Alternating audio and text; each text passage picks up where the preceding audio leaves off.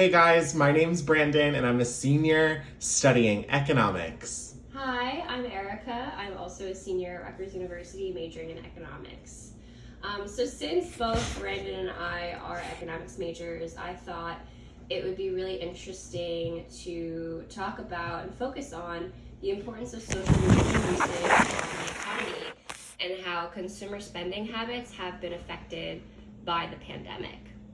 So, before we get too far into our conversation today, let's just start off with some basic questions, Erica. So, first, I'm really curious to know how has the pandemic affected your use of social media? So it has increased my usage of social media by a lot. I was never one to use social media that much in the past. I was always very busy with school and working part time. I also really enjoy other forms of entertainment like movies and books. So I wasn't big on social media. And then unfortunately, when the pandemic happened, I had a lot more free time since I had lost my internship and I was no longer taking classes in person. So my usage of social media apps specifically increased a great deal. And I found myself using the platform specifically to communicate and network with people since I couldn't see them in person. So yeah, I've been using social media a lot more in the past couple months due to the pandemic.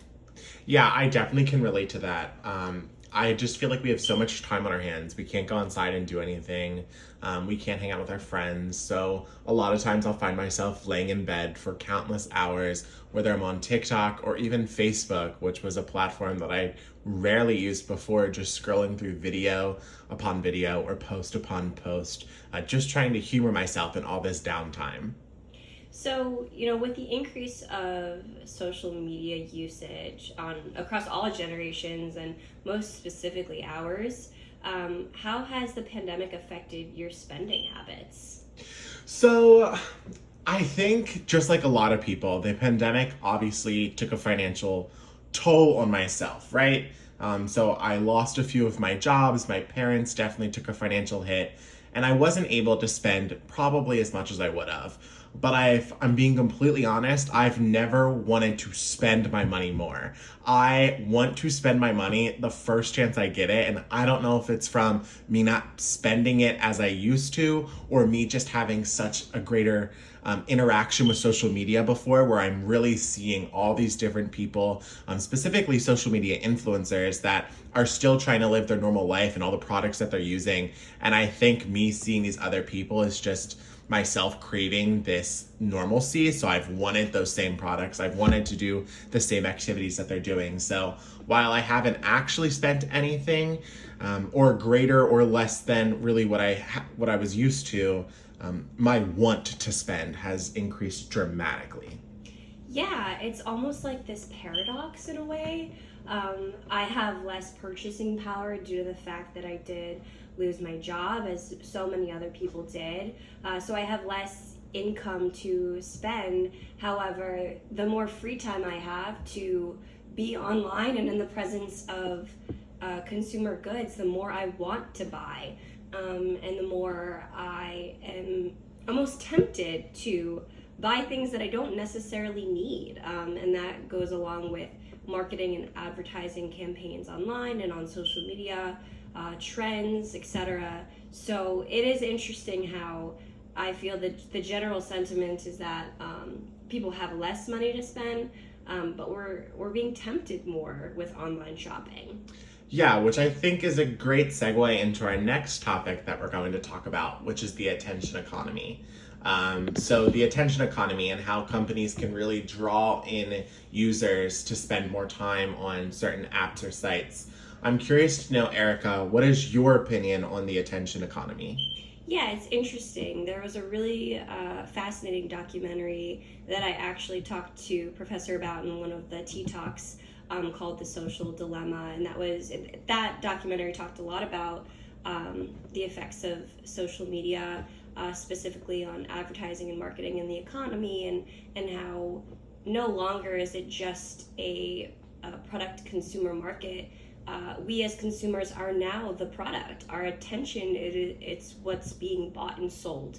And it's something that we don't really think about when we go on social media and we go online. And then after watching that documentary, it brought it to my attention so much more.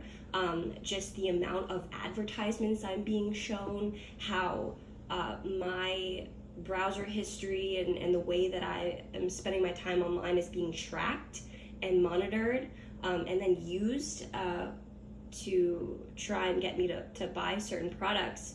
It's a little bit scary, to be honest, how I will go online and the predictive patterns of marketing and how the computer and the phone are able to, sometimes even before I know what I want to buy or what I'm thinking about. And so how it's affecting my spending habits is that I go online and I'm seeing all the things that I want, and I'm just being even more tempted to buy them and to acquire them. So it is interesting how we go online and we're just being thrown advertisements or being thrown so many different products, and now that I'm spending so much more time inside and on my phone instead of outside and and walking and shopping in stores, I feel like my attention is being bought and sold at an alarming rate. Yeah, I can definitely relate to that. Personally, I think about whenever I'm on Instagram or something and I'm seeing an Instagram influencer, let's say, just modeling their new coat that they got. We could even make it like a North Face or something.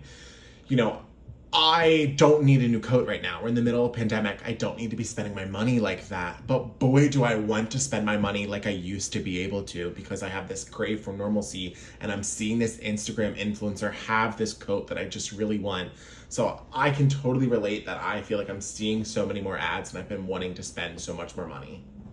So, Brandon, how do you think this increase in social media usage will affect the economy, specifically with the pandemic? Yeah, so I think there's a lot of good benefits that are coming out of it, coming out of social media usage and its effect on the economy. And what I mean by that is I think it was a good way to stabilize or try to stabilize some of the financial downfall that we experienced, right? Because we're not able to go in person. We're not able to go to our favorite store and shop for the things that we want. But at least through social media, we're being shown all of these ads and we're being encouraged to online shop. And so we're still trying to add some type of productivity into the market to where we're able to spend our money. So I do think there's been some type of a stabilizing effect. And Erica, when you were talking earlier about social media really tracking the things that you're doing and, targeting certain ads for you because of how they're being tracked, I think that relates very well to one of the sources that we read earlier on in our course on the like economy on Facebook. So the like economy, what we learned through our class, is saying that when someone likes something, there's going to be like an increased popularity about it, right? So one, you could be friends with someone who likes an object and maybe that'll appear on your feed and you'll be exposed to it. Right? But it's also saying, you're gonna like something, and because there's so many likes and because so many other people are interested in it, you may be more likely to buy it. And so there was a study done by the University of Amsterdam to prove that this is in fact true, that the like economy exists on Facebook. And I think when we talk about the pandemic, that like economy that you're experiencing on Facebook can be transitioned to so many other social media platforms. And I think especially for us, Erica, TikTok is so popular right now. And we're all seeing the TikTok videos that have the most views, the most likes, the most comments. And when we see things on those TikTok videos that we want, that's a great way to advertise and really get us to want to spend our money. And I'll even throw in there that there's been an increase of over 51% for adults wanting to use social media since the beginning of the pandemic. So I think everything that we've talked about, about how social media can influence the economy is only being intensified by the pandemic itself.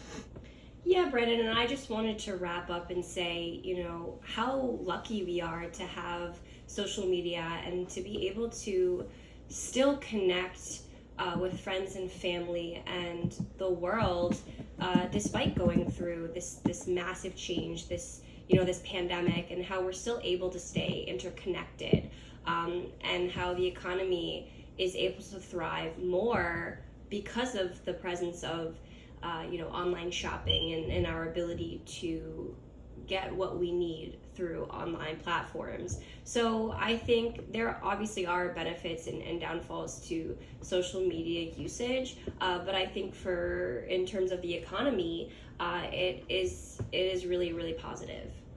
Absolutely. So thank you all for listening to this episode of Fireside Chat with Erica and Brandon. We can't wait to check you out next week.